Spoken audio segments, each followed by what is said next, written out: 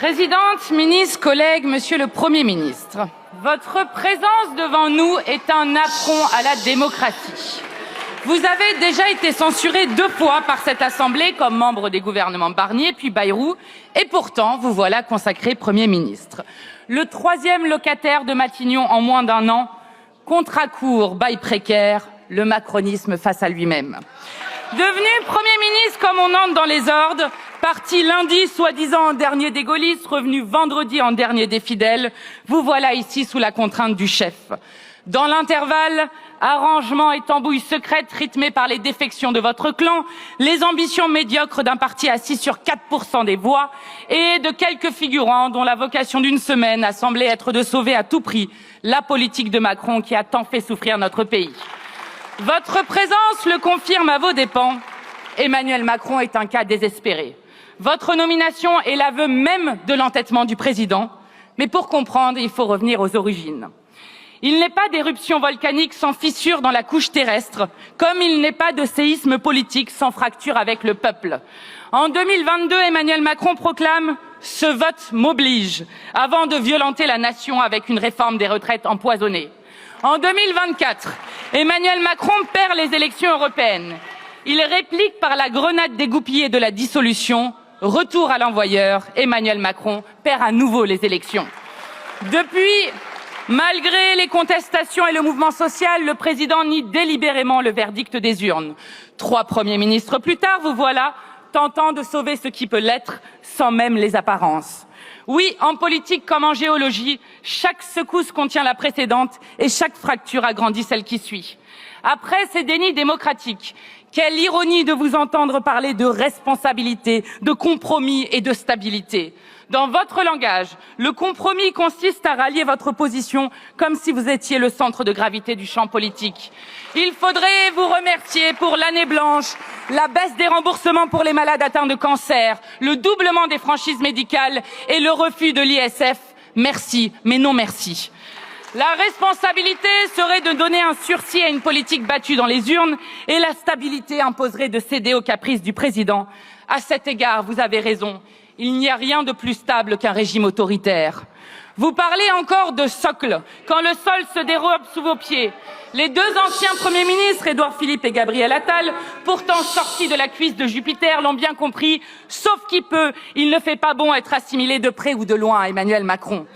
Car nous assistons depuis 1 an à une contradiction entre la volonté générale et la volonté d'un seul. Pour vous avoir longuement pratiqué, nous connaissons le prochain acte de ce coup de force, un chantage au budget, ou plutôt à votre budget. Car vous n'avez eu, malgré vos défaites, aucun scrupule à appliquer le programme, tout le programme, rien que le programme du macronisme radicalisé. Sauf que le peuple ne veut plus de votre politique. 3/4 des Français souhaitent le départ du président. Son départ, car il refuse obstinément de changer une politique qui a porté le nombre de pauvres à plus de 11 millions dans notre pays, dégradé l'école comme l'hôpital public, malmené notre industrie, érodé notre souveraineté. Ça ne tient plus. Jusqu'aux associations qui sonnent l'alerte, ça ne tient plus parce que vous êtes le pouvoir qui rogne les libertés associatives et qui baisse les subventions. Monsieur le Premier ministre, plus personne ne croit en vous, car nous vous avons déjà vu à l'œuvre. Vous êtes le seul homme du pays à avoir participé à tous les gouvernements d'Emmanuel Macron, tous sans exception. Depuis 2017, c'est votre haine de classe qui s'est abattue sur le pays. C'est vous qui avez déployé le GIGN et le RAID contre le peuple guadeloupéen en lutte pour le droit à l'eau et à la santé. C'est encore vous qui avez imposé la date du 3e référendum en Kanaki, Nouvelle-Calédonie, rompant ainsi un processus de 40 ans de paix civile et de décolonisation. Votre passage en force sur le dégel du corps électoral aura causé 15 morts et l'effondrement économique et social du territoire. C'est vous, toujours, qui avez enterré les revendications des Gilets jaunes. Vous avez fait du peuple votre ennemi. Vous incarnez surtout, Monsieur le Premier ministre, la complicité de la France avec le génocide mené par Netanyahou contre le peuple palestinien. Vous avez menti en affirmant que la France ne livrait aucune arme à Israël. C'est le peuple de France qui vous a contraint à la plus minime des décences, reconnaître l'État de Palestine qui agonise par l'abandon du monde. C'est le peuple qui sauve l'honneur de la France en brandissant le drapeau palestinien partout. C'est le peuple lui-même qui est parti prendre la mer pour briser le blocus illégal de Gaza. Mais au-delà de votre parcours, vos actes parlent d'eux-mêmes. Votre premier déplacement aura été à l'hôpital pour expliquer que les problèmes budgétaires du pays sont dus au trop d'argent mis dans l'hôpital public. Les soignants épuisés et les patients abandonnés apprécieront cette saillie venant de ceux qui ont fermé 30 000 lits en 8 ans. Votre première décision aura été de nommer 2 hauts fonctionnaires pour démanteler l'État, la même méthode que Trump et Milei en Argentine, qui, avec sa tronçonneuse, a mené son pays à la faillite. Piller les caisses de l'État pour engraisser le grand patronat, ça ne marche jamais longtemps. La logique des insoumis a toujours été la même. Nous ne participerons pas à votre sauvetage. Nous avons compris qu'Emmanuel Macron ne changera pas de politique aussi longtemps qu'il restera au pouvoir. À cet égard, la crise que nous traversons ne connaîtra pas de retour à la normale. Le présidentialisme est crépusculaire. Emmanuel Macron a, sans l'aide de quiconque, abîmé sa fonction et épuisé les institutions de la Ve République. En organisant l'irresponsabilité d'un homme qui ne cesse de rejeter sur les autres les conséquences de cet acte, notre Constitution permet toutes les dérives autoritaires, les caprices et combines d'un seul homme à qui elle confie les pleins pouvoirs. Mais, dans les méandres de ces errements, le président nous a livré un aveu. De qui a-t-il donc le plus à craindre, lui qui tremble à l'idée de voir sa politique démantelée? On apprend ici et là qu'Emmanuel Macron, au soir du premier tour des élections législatives, manigançait, espérant voir l'extrême droite en tête. Il pensait alors que les fondamentaux de sa politique seraient poursuivis par d'autres moyens, à l'inverse de ce qu'il pouvait espérer de nous. Le système et son assurance vie, la loi de l'attraction ne trompe pas. N'en déplaise aux frontistes ridicules qui pleurnichent toute la journée sur une prétendue alliance, sur un scrutin qui leur aurait été volé. Apprenez la démocratie élémentaire. Vous avez perdu les élections car les Français ne voulaient pas de vous. Gardez plutôt votre énergie pour vos procès.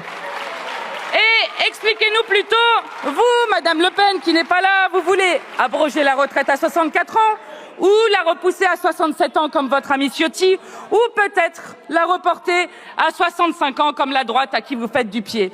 Madame Le Pen, c'est pour séduire les 1800 familles les plus riches que vous refusez la taxe Zuckman. Et pourquoi avoir voté contre la prise en charge intégrale des siens liés au cancer du sein? À présent, la tectonique des places politiques est enclenchée.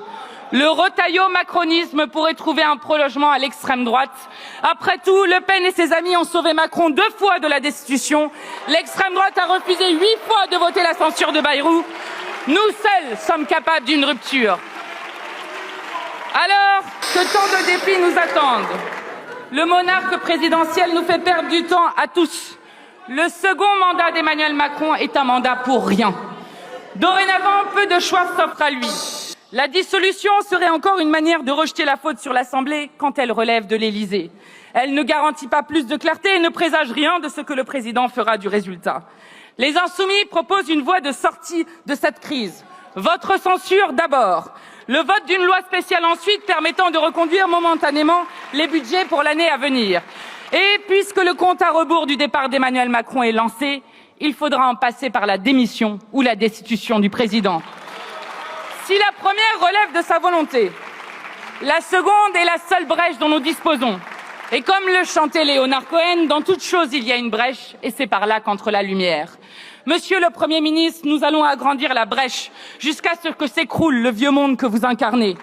Nous assistons à la fin d'un monde connu, guerre commerciale, retour de l'impérialisme, partout la hausse des conflits. L'humanité tout entière est menacée par le dérèglement climatique auquel notre pays n'est pas préparé. Les Français subissent depuis trop longtemps la maltraitance sociale, l'explosion des inégalités et de la pauvreté, mais aussi la hausse du racisme qui mine la dignité des êtres humains. Nous réussirons car nous sommes prêts à prendre à la racine ce qui disloque notre pays. Reprendre le pouvoir à l'oligarchie qui le confisque en passant à la 6e République. Organiser des conditions d'existence compatibles avec la vie humaine. Planifier de grands chantiers d'avenir énergétiques, industriels et écologiques. Partager les richesses en taxant les ultra-riches. Garantir l'unité du peuple contre le poison de la haine. Nous sommes prêts à bâtir la civilisation du temps libéré avec la retraite à 60 ans. Car une réforme imposée contre tout un peuple, contre l'ensemble des syndicats, contre l'Assemblée nationale, ne se conclave pas, ne se discute pas, ne se suspend pas, elle s'abroge. Monsieur le Premier ministre, nous allons agrandir la brèche, jour après jour, lutte après lutte, car dans chaque brèche, il y a la promesse d'un matin. Je vous remercie, Madame la Présidente Panot. N'hésitez pas à cliquer sur le bouton j'aime et abonnez-vous. À la prochaine.